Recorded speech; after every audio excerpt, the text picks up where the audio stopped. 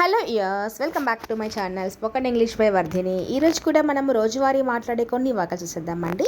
Like నేను ఎవరిని నిందించను, మీరు ఇంకా ఏ కోర్సులు అందిస్తున్నారు, నువ్వు చాలా మారిపోయావు, ఈరోజు ఎవరైనా రాలేదా. సో మరి వీడియోకి వెళ్ళిపోతే ఫస్ట్ వన్, రేపు ఇంట్లో ఉంటావా. రేపు అంటే ఫ్యూచర్ గురించి అడుగుతున్నాం కాబట్టి ఇక్కడ విల్ రావాలి. Will you be at home tomorrow. ఇంట్లో అంటేనే మనకి జనరల్గా ఇన్ వస్తుంది కదా, కానీ ఇన్ తప్పండి, అట్ హోమ్ అని చెప్పాలి. అండ్ ఇంటి దగ్గర ఉంటావా, ఇంట్లో ఉంటావా అంటే అలా అడుగుతాం అనమాట. మీరు ఇక్కడ ఎంతకాలం నుంచి ఉంటున్నారు. మీరిక్కడ ఎంతకాలం నుంచి ఉంటున్నారు. How long have you been here. How long have you been here. మీరిక్కడ ఎంతకాలం నుంచి ఉంటున్నారు అనేసి. నేను ఎవరిని నిందించను. నేను ఎవరిని నిందించను అంటే ఐ డోంట్ బ్లేమ్ ఎనీబడి అంటాం. I don't blame anybody. Blame అంటే నిందించడం అనేసి. ఐ డోంట్ బ్లేమ్ ఎనీబడి, ఎవరిని నిందించను అని. ఈరోజు ఎవరైనా రాలేదా. Is anybody absent today. Is anybody absent today. ఈరోజు ఎవరైనా రాలేదా అని. నేను పని చేయడానికి ఇష్టపడతాను. నేను పని చేసేందుకు ఇష్టపడతాను అంటే ఇక్కడ ఐ ప్రిఫర్ వర్కింగ్ అంటాం. ఐ ప్రిఫర్ వర్కింగ్, నేను పని చేయడానికి ఇష్టపడతాను అని. నేను కాఫీ కంటే టీని ఇష్టపడతాను. నేను కాఫీ కంటే టీని ఇష్టపడతాను అంటే I prefer tea to coffee అంటాం. I prefer tea to coffee. డార్ అనకూడదు, ఇక్కడ టూనే రావాలి. నేను ఆడడం కంటే చదవడం ఇష్టపడతాను. నేను ఆడడం కంటే చదవడం ఇష్టపడతాను. I prefer reading to playing. ఇక్కడ మనము ఐఎన్జీ ఫామ్ ఆడుతున్నప్పుడు రెండింటికి కూడా వాడాలండి. ఆడడం కంటే చదవడం ఇష్టపడతాను అనేసి. అందరూ ఉద్యోగం గురించి అడుగుతున్నారు. అందరూ ఉద్యోగం గురించి అడుగుతున్నారు అన్నప్పుడు మనం దీన్ని everyone or everybody is asking about job అంటాం. Everyone is asking about job. అందరూ ఉద్యోగం గురించి అడుగుతున్నారు అని meaning.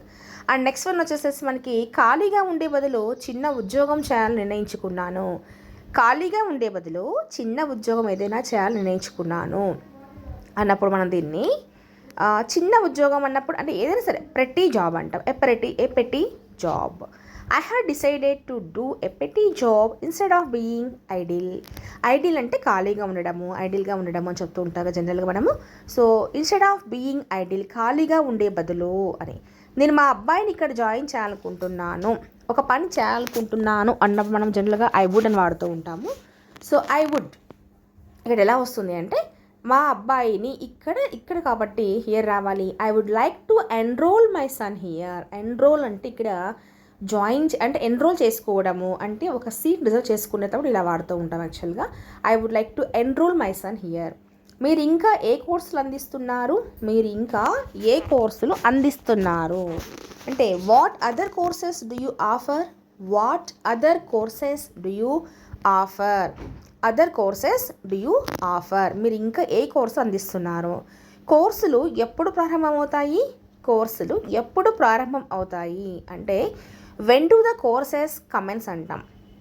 When do the courses commence. ఎప్పుడు కోర్సులు ప్రారంభం అవుతాయి. When to the courses commence. Okay. And next one వచ్చేసి వాళ్ళు ఎక్కడ ఉన్నారో నాకు ఎలా తెలుస్తుంది. వాళ్ళు ఎక్కడ ఉన్నారో నాకు ఎలా తెలుస్తుంది అన్నప్పుడు మనం దీన్ని ఎలా వాడతామంటే how do I know where they are అంటాం. How do I know where they are. వాళ్ళు ఎక్కడున్నారో నాకు ఎలా తెలుస్తుంది. నువ్వు చాలా మారిపోయావు.